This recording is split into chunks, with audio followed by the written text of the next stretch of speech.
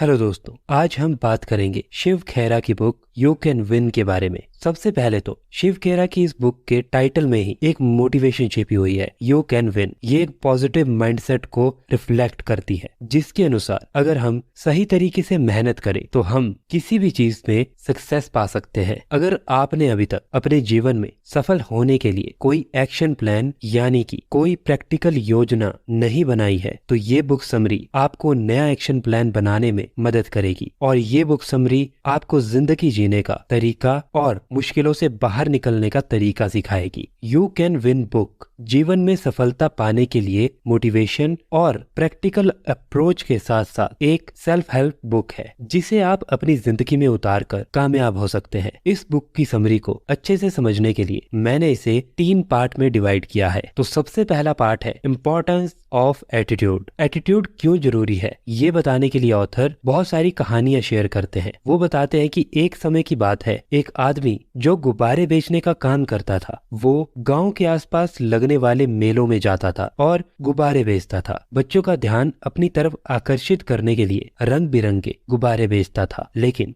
जब उसके गुब्बारे नहीं बिकते थे तब वो एक गुब्बारा हवा में छोड़ देता था, जिसे देखकर बच्चे बहुत खुश होते थे और गुब्बारे खरीदने के लिए गुब्बारे वाले के पास पहुंच जाते थे। उसी में से एक बच्चे ने गुब्बारे वाले से पूछा, अगर आप काले वाले गुब्बारे को छोड़ेंगे तो क्या ये गुब्बारा भी ऊपर जाएगा? गुब्बारे वाले ने उस बच्चे की बात को सुना और फिर मुस्कुरा कर बोला, जी बिल्कुल बेटा, वो गुब्बारा भी ऊपर जाएगा। और गुब्बारे वाले ने बच्चे को ये भी समझाया कि गुब्बारे का ऊपर जाना इस चीज पर निर्भर नहीं करता कि वो किस रंग का है, इस चीज पर निर्भर करता है कि उसके अंदर क्या है। ठीक इसी तरह ये बात हम इंसान पर भी लागू होती है कि वो आगे चलकर क्या बनने वाला है, ये उसके कपड़ों से या उसके रंग से पता नहीं चलता। ये पता चलता है कि उसके अंदर क्या है, उसका व्यवहार कैसा है, वो अपने बारे में क्या सोचता है, और उसका एटीट्यूड डिसाइड करता है कि वो कितना आगे जाएगा। ऑथर यहाँ पर एग्जाम्पल देते हैं एक छोटे से लड़के डेविड का, जिसने अपने से 2 गुने लंबे और ताकतवर योद्धा गोलियत को सिर्फ अपने पॉजिटिव एटीट्यूड की वजह से हरा दिया था। डेविड से जब उसके भाई पूछते थे कि तुम्हें उस गोलियत से डर नहीं लगता, तो डेविड बोलता था कि मुझे उससे डर क्यों लगेगा, तुमने देखा है वो कितना बड़ा है और मेरे पास ये गुलेल है, मैं उससे जब भी मारूंगा मेरा निशाना कभी भी नहीं चूकेगा क्योंकि वो बहुत बड़ा है। इसी पॉजिटिव एटीट्यूड के साथ डेविड ने अपने से 2 गुने बड़े गोलियत को हरा दिया। इसलिए पॉजिटिव एटीट्यूड आपको किसी भी काम में सक्सेस दिला सकता है। एक रिसर्च के अकॉर्डिंग हार्वर्ड यूनिवर्सिटी में 85% लोगों को नौकरी उनके एटीट्यूड की वजह से मिलती है, ना कि उनकी डिग्री की वजह से। इसलिए हमारे अंदर एक पॉजिटिव एटीट्यूड का होना बहुत ज्यादा जरूरी है, क्योंकि एटीट्यूड हमारी जिंदगी में हर जगह, चाहे वो पर्सनल लाइफ हो या प्रोफेशनल लाइफ हो, एक बहुत बड़ा रोल प्ले करता है। ऑथर ये भी बताते हैं कि जिस तरह जीतने वाले के पास हर प्रॉब्लम का सॉल्यूशन होता है, उसी तरह हारने वाले के पास सॉल्यूशन की एक प्रॉब्लम होती है। पर आपको अपने आप से सवाल पूछना होगा कि आप कब तक प्रॉब्लम के डर से छिपकर बैठे रहेंगे। कभी ना कभी जिम्मेदारी तो आपको लेनी ही पड़ेगी। हम जब भी हारते हैं तो हम दूसरों को दोषी ठहराते हैं, लेकिन जरूरत है अपनी हार की जिम्मेदारी लेने की और देखने की कि कहां पर क्या कमी रह गई। नेगेटिव एटीट्यूड वाले लोग ही अपनी नाकामियों के लिए पूरी दुनिया को दोषी ठहराते हैं, चाहे वो उनके टीचर्स हो, माँ बाप हो या कोई और। लेकिन अब आपको अपने पास्ट से बाहर निकलना होगा और खुद को एक नई पॉजिटिव जिंदगी देनी होगी। अपने सपनों को फिर से इकट्ठा कीजिए और ईमानदारी के साथ पॉजिटिविटी से आगे बढ़िए। इस बुक का दूसरा पार्ट है सक्सेस। इस पार्ट में ऑथर सफलता के बारे में डिटेल से बताते हैं। वो बताते हैं कि सफलता का असली मतलब क्या है और उसे पाने के लिए आप क्या क्या कर सकते हैं। आइए जानते हैं कि सक्सेस क्या है। ऑथर कहते हैं कि सफलता कभी भी भाग्यों से नहीं मिलती। सफलता हमारी सोच का परिणाम है और हम अपनी सोच खुद बनाते हैं। अगर हम इतिहास के कामयाब लोगों को देखें तो उन सभी में कुछ एक जैसी विशेषताएं थी, जिसकी वजह से वो सब लोग कामयाब हुए। अगर आप भी उनकी उन विशेषताओं को सीखेंगे और उनको अपने अंदर लाएंगे तो आपको भी कामयाब होने से और सफलता प्राप्त करने से कोई नहीं रोक सकता। आपको अपने दिमाग में ये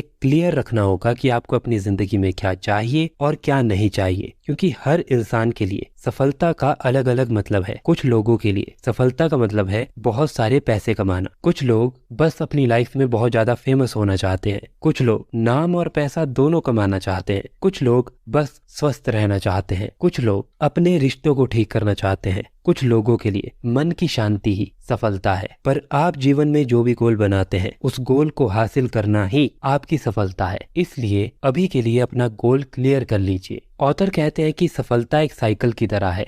जब आप अपनी डेस्टिनेशन पर या अपने गोल पर पहुंच जाएंगे, उसके बाद अपना दूसरा गोल बनाइए और उस पर काम कीजिए। आपका गोल हमेशा सेम नहीं रह सकता। अभी वो पैसा कमाना है, फिर वो अच्छे रिलेशनशिप होगा, फिर वो मन की शांति होगा, कुछ भी हो सकता है। लेकिन ये चीज एक साइकिल की तरह है और एक टाइम पर एक ही गोल डिसाइड कीजिए। जब आप कामयाब होने लगोगे तब आपको ये खुद रियलाइज होने लगेगा, क्योंकि ये अंदरूनी खुशी की तरह है। इसलिए कामयाबी और खुशी हमेशा एक दूसरे का हाथ पकड़कर चलती है। यहाँ पर ऑथर कुछ ऐसी बातें बताते हैं जो आपको कामयाब होने से रोकती है। आपका घमंड, असफल होने का डर, गोल को सेट ना करना, कोई प्रैक्टिकल प्लानिंग ना बनाना, काम को टालते रहना, नॉलेज की कमी, फोकस एक जगह ना होना। ऑथर कहते हैं कि हमें हमेशा एक्सीलेंस की तरफ जाना चाहिए, ना कि परफेक्शन की तरफ, क्योंकि अगर आप एक्सीलेंस की तरफ जाएंगे तो ही आप प्रोग्रेस करेंगे। और याद रखिए, परफेक्ट कोई भी नहीं होता। आप अपने काम में एक्सपर्ट बन सकते हो, लेकिन फिर भी छोटी बड़ी गलतियां आपसे होती रहेगी। इसलिए आपका गोल ये होना चाहिए कि आप हर रोज अपने में इम्प्रूवमेंट लाएंगे। ऑथर यहाँ पर एक एग्जाम्पल देते हैं कि जब जिराफ का बच्चा जन्म लेता है तो माँ के गर्भ से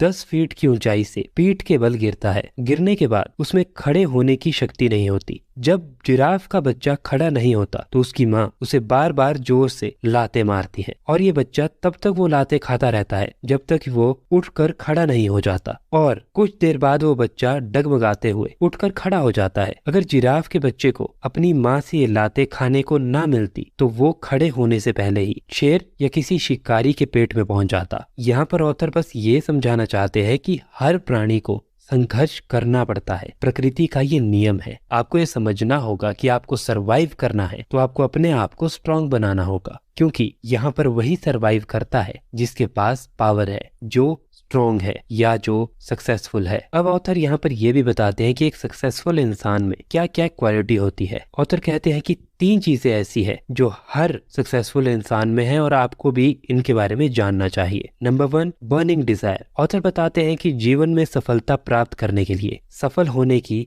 बर्निंग डिजायर का होना बहुत ज्यादा जरूरी है। नेपोलियन हिल ने भी अपनी किताब थिंक एंड ग्रो रिच में लिखा है कि लक्ष्य को हासिल करने की बर्निंग डिजायर से ही सफलता प्राप्त होती है। और जीवन में किसी भी लक्ष्य को प्राप्त करने की शुरुआत मन की बर्निंग डिजायर से ही होती है। जिस तरह एक छोटा सा बल्ब ज्यादा रोशनी नहीं दे सकता, उसी तरह से एक कमजोर इच्छा आपको बड़ी सफलता नहीं दे सकती। आपका लक्ष्य छोटा हो या बड़ा, उसे प्राप्त करने की इच्छा आपके मन में बहुत ज्यादा होनी चाहिए। उसी चीज को बर्निंग डिजायर कहते हैं। एक बार एक आदमी ने एक साधु से पूछा कि सफलता का रहस्य क्या है। साधु ने उस आदमी को कहा कि वो कल सुबह नदी के पास मिले, वहीं पर उसे अपने सवाल का जवाब मिलेगा। जब दूसरे दिन सुबह वो आदमी नदी के पास मिला तो साधु ने उस आदमी को नदी की गहराई नापने के लिए कहा। वो आदमी नदी में उतरकर आगे की तरफ जाने लगा। जैसे ही पानी उस आदमी की नाक तक पहुंचा, पीछे से साधु ने आकर अचानक से उसका मुंह पानी में डुबो दिया। वो आदमी बाहर निकलने के लिए छटपटाने लगा, लेकिन साधु उस आदमी से शक्तिशाली था। साधु ने उस इंसान को काफी देर तक पानी में डुबोए रखा। कुछ समय बाद साधु ने उस व्यक्ति को छोड़ दिया और उस आदमी ने जल्दी से अपना मुंह पानी से बाहर निकालकर जोर जोर से सांस लेना शुरू किया। साधु ने उस आदमी से पूछा कि जब तुम पानी में थे